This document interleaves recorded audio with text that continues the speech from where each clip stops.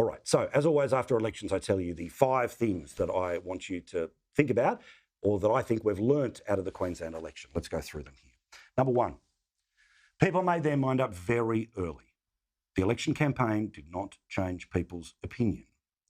There was a very different number of people who voted on election day than those who had voted early. And in fact, in all of the seats that the LNP has won, have a look at this. They won the seat of Mackay. There was an 81% early vote. In Caloundra, 71%. Harvey Bay, 66%. Rockhampton, 61%. Thuringoa, 58%. Nicklin, 54%. Half of all people had voted early in Pine Rivers and Keppel. Almost that in Redcliffe, Mundingburra. And then, yes, you get into the 40s, but still a significant number of people. Mackay voted early. They didn't care about the campaign because they knew that the issues of the past 4 years were the reason that people were making their decision about the next 4 years, not the distraction of the past 4 weeks. Which brings me to message number 2. Much of the media, especially here in Queensland, well, they fell for Labor's lies. They fell for the spin about what was going on here. Now, the media has a very strong relationship with the Queensland government. I say that because, as I said, with the exception of the Newman era, it's always been Labor governments. Virtually everyone who ends up being a high-profile state political reporter ends up working for the Labor Party because that's the job that's on offer. Many junior people in and around the media, they realise they can get a pay rise of an extra $5,000, $10,000, $25,000, which is very attractive when you're a young reporter, and they all end up working for the government or for the departments. Mount Cootha is where all of the TV stations are. It's the highest point here in Brisbane. There's an awful lot of people who, over the past 10 years, have made a straight march from working, covering Queensland politics to becoming participants for one side of Queensland politics, which means they've all got mates back up on the hill. They've all got mates in the newsrooms everywhere, and they've all got mates in the punditry class, which means those of us that are on the television, if we know one of those people, well, why wouldn't you, mate? What do you reckon's going on? What can you hear? What can you... Well, surprise, surprise, guess what they've been saying? Oh, mate, it's coming back to us. I'm telling you, this abortion thing. Oh, mate, it's frightening everyone. And you've seen that pop up in the coverage in the past couple of weeks. In a major development, changes to Queensland's abortion laws. The LNP leader is being asked to repeat his position on abortion. The divisive abortion debate has resurfaced. David Crisafulli dodged questions around energy and abortion. And then eventually these things start creating a feedback loop where the things that are being said on television start to be reflected by the people who watch television, and then the people on television talk to the people watching television to reinforce what they said. You see what I mean? And something that we called out on day 1 of this campaign as a lie. Day 1 of this campaign was a lie. We showed you, we proved it. Day 1 of this election was a lie. You started to see, and more articles, and more intelligence, and more spin, which is why you will have seen on this program, even me with the clear eyes of everything that's bad about this government, saying, well, there must be something to this, so you're looking into this data and that data. Reality was, for some, it may well have been an issue. But when, what was it in Mackay? 81% of people voted early. It meant the last week of the campaign, where the media was reflecting the spin, and then sometimes some people on the ground, voters, were repeating to the media, you see what I mean? It felt like this was a significant issue, but guess what? It wasn't. The significant number of seats that changed were outside of Brisbane, and that in and of itself does present a problem for the LNP, but that's 4 years down the track. Let's not talk about next election, this election. And the issues from Townsville and up, from the sunny coast, all the way over to Toowoomba, and even in the southeast, was of course about youth crime. Now, crime will always exist. No one is ever going to pretend that it's not going to exist. But you want to make sure that when people do horrible things, they are punished for it. Hence why adult crime, adult time worked as a message.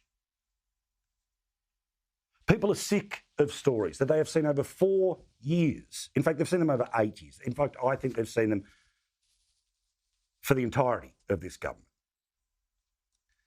which was that there are story after story after story that in Queensland, if you ring 000, the ambulance may not turn up. And if you do get an ambulance to turn up, you're probably going to have to sit in the back of an ambulance because there's no room in hospitals. This is a huge challenge. This will not be fixed in 2 weeks. But the LNP has made it absolutely clear that their focus is reduce the number of victims of crime and reduce the chances of 000 not working or sitting in the back of an ambulance. Now, Labor has been in power and promised to do both of those things. But there's only so many times they can promise and under-deliver, and things get worse before people turn around and say, you know what, goodbye, see you later.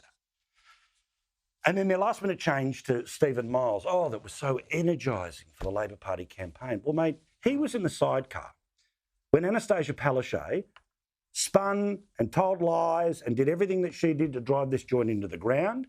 Her backside saved by COVID. And guess who the health minister was?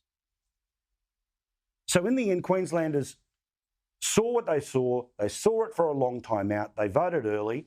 And the Labor Party didn't just lose they bang, see you later, goodbye.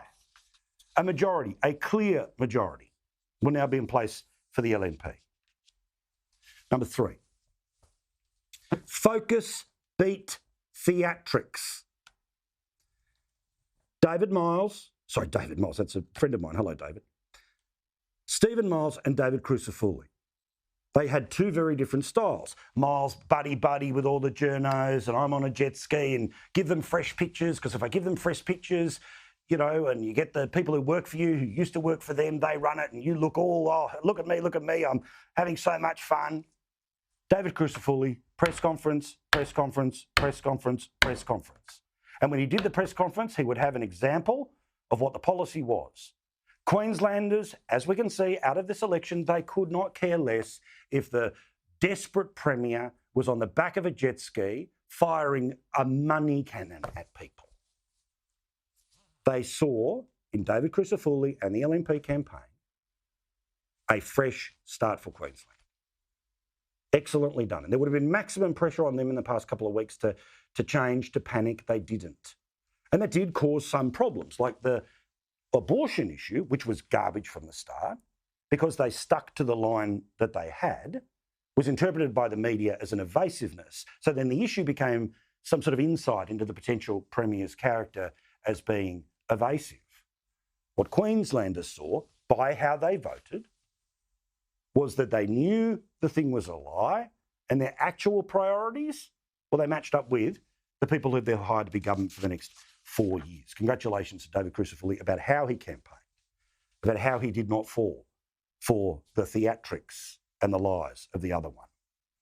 Number 4, the Greens flamed out. You know that the Greens had 2 seats here. They have lost 1. They'll probably hold on to the other one that they had. But as always, they were talking big game. We're going to win 6 seats. We're balance of power, rah, rah, rah. You've also heard here that they faced a nightmare scenario.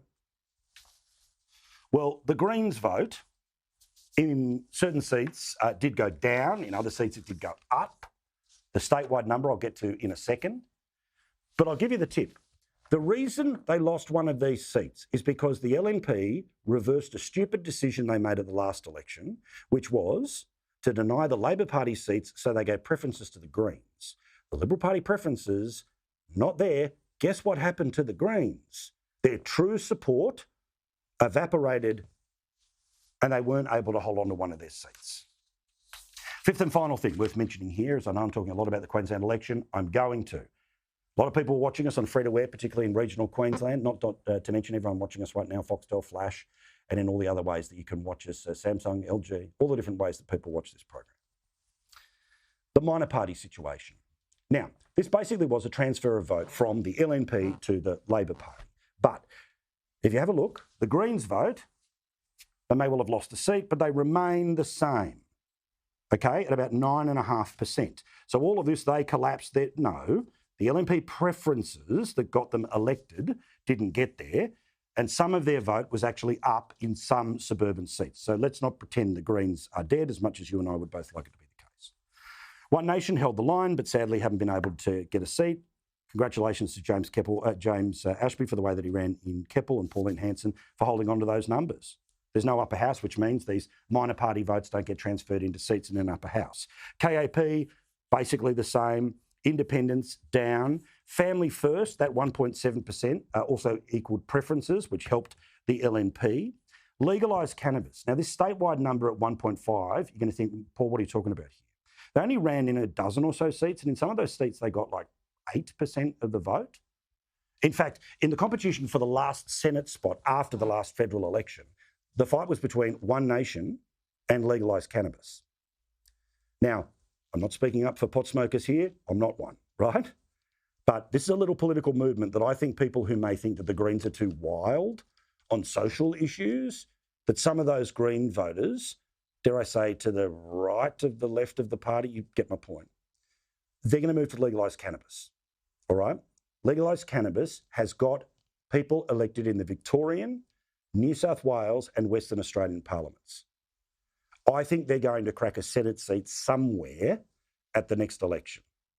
Could be a silly prediction. We'll all wait and see together, but that's what happened when it came to the minor parties.